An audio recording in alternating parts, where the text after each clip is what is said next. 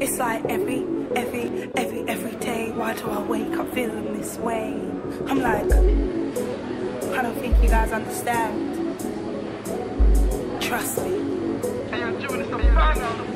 J-U-N-E! It's going to be structured around 5 key things. The first one is we want to really define what we mean by extreme poverty. Because, I say this and some people are saying, well, relatively speaking, I'm not entirely rich myself. We'll explore exactly what that means. Then we'll look at what we can actually do about it, whether or not it's actually a solvable problem, whether or not we can actually do anything about it. We'll then examine the barriers, the things that are standing in the way of people working their hardest to get out of poverty. And frankly, given that we're here in relative affluence, why should you really care about yourself? And finally, which is what this is all about, is what can we as individuals, students, staff, people who live in Kingdom, what can we do to help address this problem? Let's dive straight into the first question. Yes, it was really good. The good presentation, a good turnout of students, a lot of positive comments from students and organizations that attended. So it was, I think, pretty much a good, successful project. Yeah, it was. And yeah, very enjoyable. I did like the way that it went from DVDs and media presentations through and to a real person speaking to you and filling you in the gaps. So it was a good contrast, and I like the breadth of the presentation, just the number of different topics that it touched on, which is enough to give a little bit of interest and hopefully send people away wanting to know more. Yeah, no, really enlightening and inspirational across the board from start to finish. Really kind of inspires you to go on and take a wider perspective and take your education a little bit further as well, having gained a lot of information here to then develop further. It's really inspirational for us all. I think it made us learn a lot about ourselves and what we can do and what small change we can do and what impact this can have on the world, and just sort of making us want to talk about it more to other people. We're going to go away and even to your friends, whatever, just communicate what was said and stuff and the importance of to the world.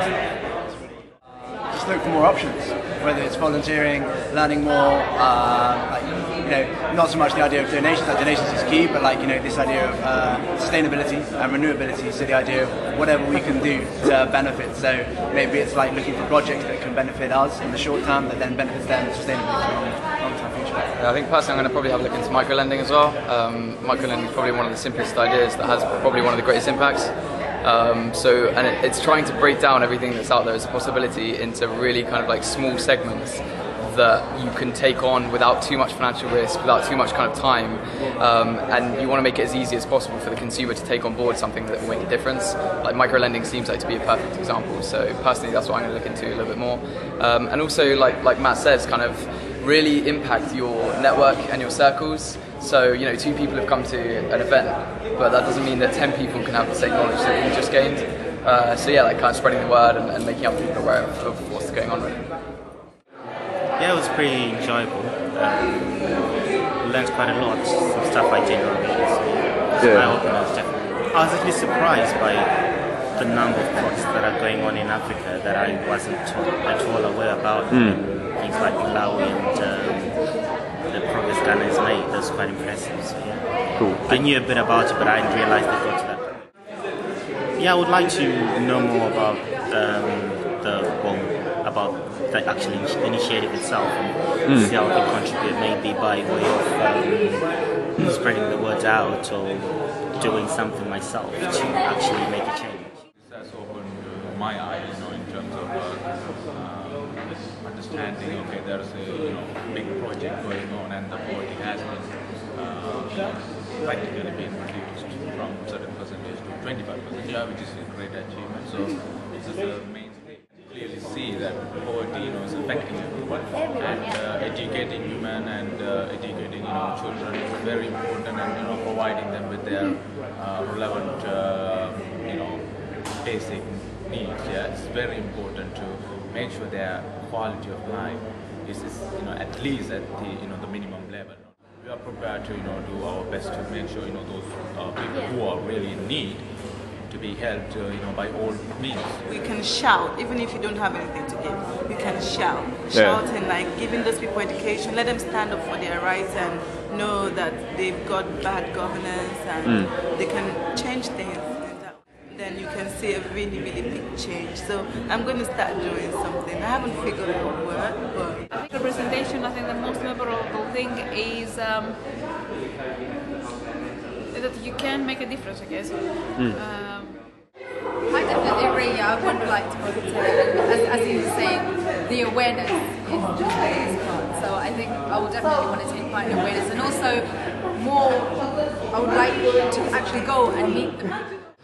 That's the joy of service. What we're doing is we're just trying to build a grassroots movement. Yeah.